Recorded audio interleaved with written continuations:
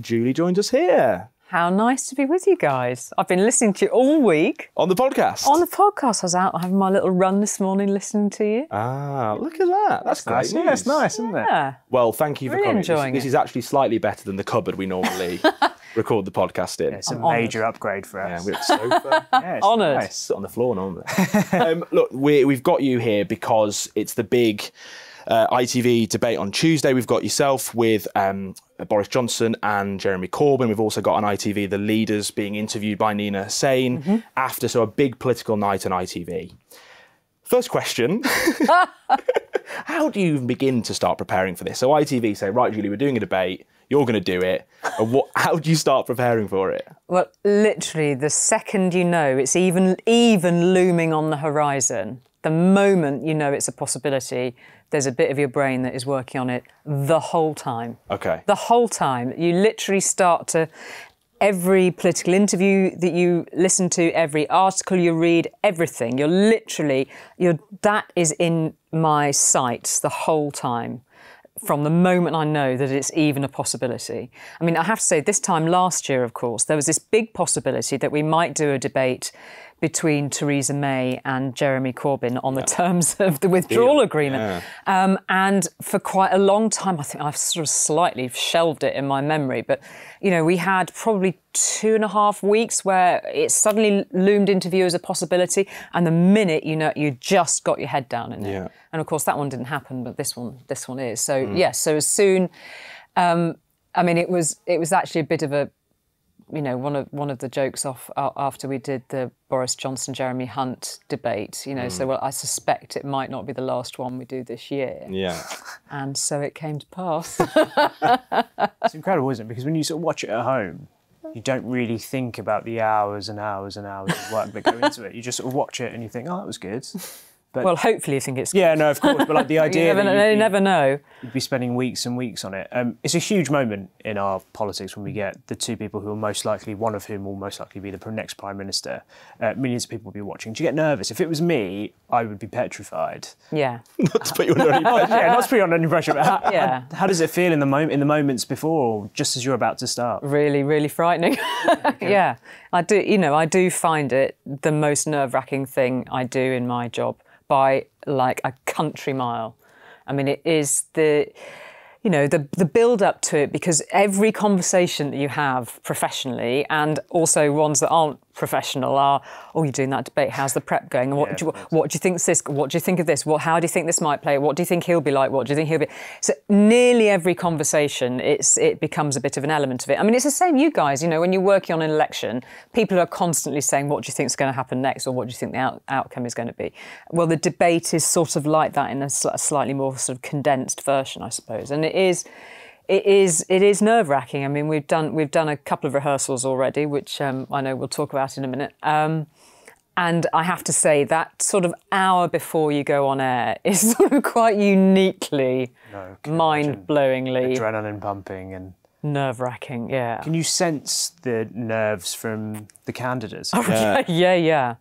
Absolutely. I mean, this is, you know, it doesn't really get more highly pressured than these television debates, I think. I mean, I've done a few of them now, and so I've seen various party leaders in different combinations, actually, not all party leaders either, because we did one big debate for the EU referendum, for example, which was three on one side, three on the other. And it's, you know, you get to see the whites of people's eyes in this very sort of purely concentrated, focused form of politics. You know, that we have a very simple set. You know, you are there with the studio lights, with the studio audience, which of course crucially makes a difference too. You have your podium, you have the question, and you have a moderator. So it's, you know, the simplicity of the format is sort of inversely proportionate to the sort of level of... Nowhere to hide, is there? No, there really isn't. You know, they are quite uniquely sort of adrenaline pumped and focused, I would say. And your role, we had this conversation earlier, your role is quite strange in a way, because as a journalist, you will have interviewed hundreds, thousands of really important people. and it's a one-on-one situation, and you're anticipating their answer. Where are they going to go next? Whereas in this, it's a sort of a three-way dynamic, isn't there? Yeah, and it can be more than three ways. You know, I've done them with 7 candidates on stage. 5, 2, all sorts of different permutations. But it's a strange role because you are there to moderate a debate. So it is entirely driven by how much the candidates are willing to engage with one another. Because in your prep, you've covered off, hopefully, their different policy positions. You know where the sort of teeth of the debate should be. But fundamentally, if they don't engage with one another, if they try perhaps to speak over your head and into the audience and not really engage with their opponents, then it gets difficult, and that's when you have to interject as moderator. So, in an ideal world, really, we have an audience member posing the question. I present it to the 2 candidates, and then they should debate the meat of the issue. And it should be, my job to pick up anything factual for a point of information, to just sort of push it along. But, and if they don't engage, that's when my role becomes, I think, more crucial, really, because you've still got to draw the facts of the matter out of the 2 candidates. There are moments when they engage too much and they start speaking over each other. In the last debate that you did with Jeremy Hunt and Boris Johnson, there was a lot of praise for you for stopping them from talking over each other. What's going through your head when you're seeing candidates literally bickering and we can't, as the audience, understand what they're saying because they're just speaking over? Well, I'm going through my head is probably much the same as what people are thinking at home. But I'm there on behalf of the audience. It's a very privileged position to be in, but I have to be there on behalf of the audience to make sure, as far as possible, that this makes sense. And as soon as I hear them speaking over each other, I'm thinking, well, I'm just within feet of them, and this is making no sense to me. So you absolutely have to close it down when and where you can. And actually, funnily enough, one of the things that becomes important in that scenario is literally the physical layout of your set. So, I always say now, because I've done a few of these, I have to be in their direct eye line. I cannot have people off to my side where I can't literally eyeball them and give them as many facial cues or hand signals to say, enough, we're moving on. I did one debate in the run-up to the EU referendum where I was to the side. And it actually wasn't a debate. It was Nigel Farage and David Cameron. They came on separately and took questions from the audience. So I was still moderating the questions from the audience. But crucially, they could walk straight out beyond me and communicate, without me being able to interject. And it became really very, very difficult. I don't think that worked. So actually, the physical layout of the studio makes a huge difference. Yeah. What I find really interesting is if you look at 2010 was the first sort of real debate we've had in the UK, like leaders debate, and we've watched them over the years change. So some politicians will kind of look down the camera. They'll try and do that kind of. They'll start by looking at you and then they'll move to the camera. Yeah. Others will try and engage with the audience. It all looks slightly weird when they make that turn. Yeah. Someone engage with the audience. Someone engage with you. In your view, as a moderator, do you care what they're doing? You said a minute ago about how the fact sometimes they can look over you and into the audience, but do you, when they look at the camera, are you thinking, right, is this good? Is this good they're engaged with the camera? Or is that really not really your problem? That's sort of slightly not my problem because I am listening to what they're saying, because as soon as they start making their opening statements, which each of them is able to do uninterrupted, that's part of the sort of terms of the debate, you're immediately jotting stuff down, thinking, right, we could return to that point that they've made there. So actually where they're looking at that stage is less material to me than you might think. I'm literally just listening, trying to listen to it carefully as possible, so that hopefully it gives you a place to refer back to within the debate.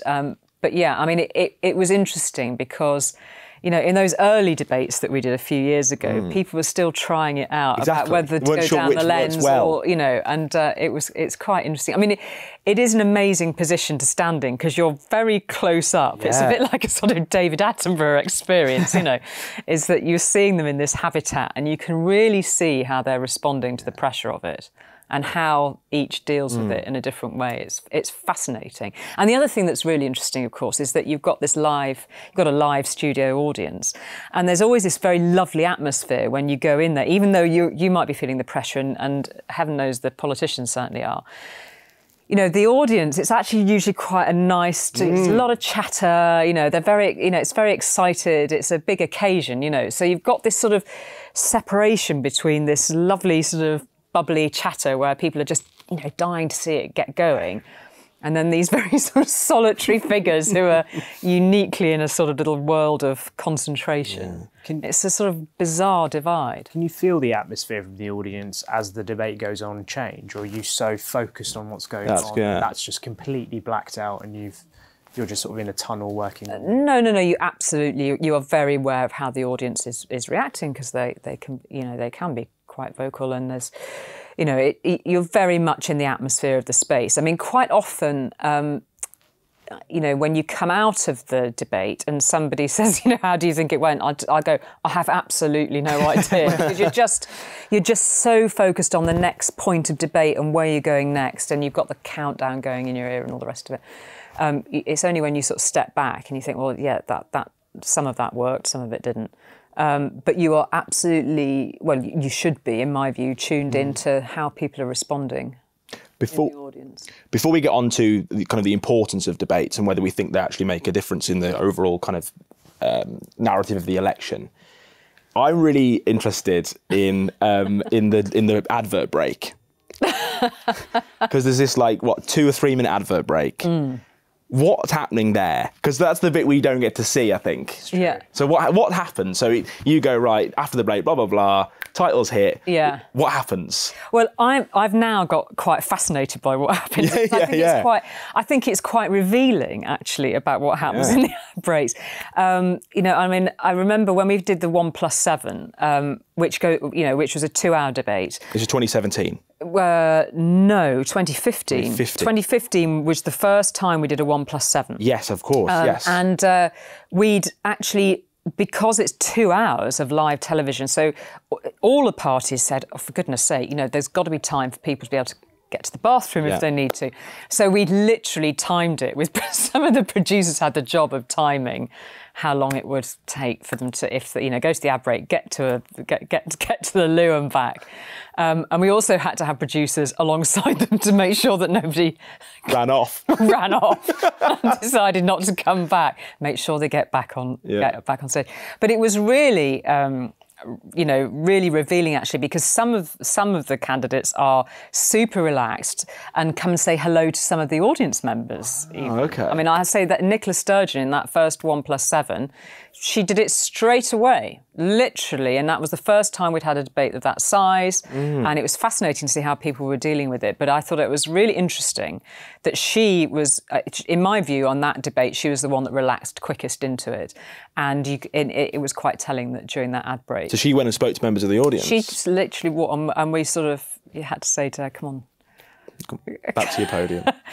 We're about to go back on. Can you come back on? You know, so it's quite interesting. Yeah. Without naming names, did you have anyone just literally stand at the podium and try and compose themselves for the next few minutes? Because I guess you'd have completely different reactions from everyone. Yeah, and they're all very human reactions. Let's face it. I mean, it's a huge night for them, isn't it?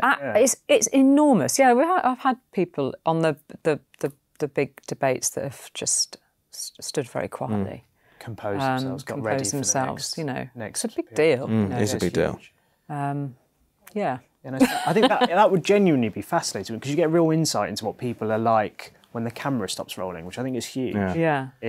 How do they react when they've got 2 minutes or 3 minutes of not being asked questions, not having to deal with the audience, of what do they do to get themselves into a position where they're calm and ready? And for some people, it can be talking to the audience. Yeah. For me, it would be crawl up into a little ball. Call him up. I mean, it was funny with the one earlier this year, actually, with Boris Johnson and Jeremy Hunt, because we take a shot at the beginning of it where I'm standing in between them, and there was just a couple of minutes before we went on air, and everybody's really going, and they'd already started to sort of crisscrossing. I'm thinking, we're not on air yet. Okay, hold it. That was, I sat in the spin room up in Salford, watching the Jeremy Hunt Boris Johnson one, and that opening shot, the room kind of laughed almost because you were in the middle, and it was seeing Boris Johnson, Jeremy Hunt staring down a camera, looked next to each other, you saw just how different they are as politicians. Yeah. Boris just looked kind of this like hair tied, it was dishevelled. Jeremy Hunt looked like an accountant, and they both look. And it was that moment of wow, we are about to watch a debate with two very different people here. And the opening shot sort of set the tone, I think. Yeah. But on the subject of how important they are, I covered, this is my third election, and I think as we go, just so young. I know. Shihab second. It's my second, yeah. But even in that ridiculously short period, there's 3 elections in 4 years, by the way. Yes. I've noticed even in that short period of time, the accountability's being stripped out of elections. I think the parties don't hold as many press conferences as they used to. Getting interviews with politicians the leaders is really difficult. They're doing a lot more on social media now. Do you think that makes these debates, both the one with Boris Johnson and Jeremy Corbyn, but also the one with the leaders afterwards, the other leaders of the other parties afterwards, even more important? Well, yes. I mean, any point at which you can be seen to be holding politicians to account and scrutinising their positions, which the debates do in the overall mix of the coverage that we're hoping to achieve, absolutely. You know, I mean, with that added unique pressure of the fact that this is a live encounter, I suppose.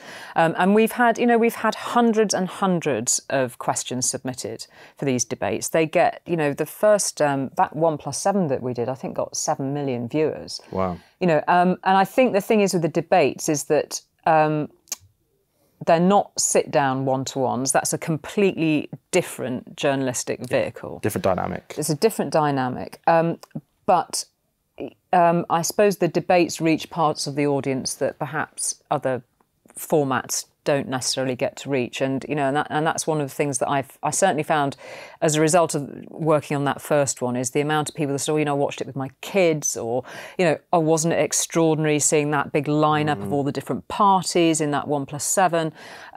You know, it's been fascinating actually just to sort of see how they've become part of what people anticipate and expect in an election territory, or even, you know, we have, you know, they're there for the referendum as well.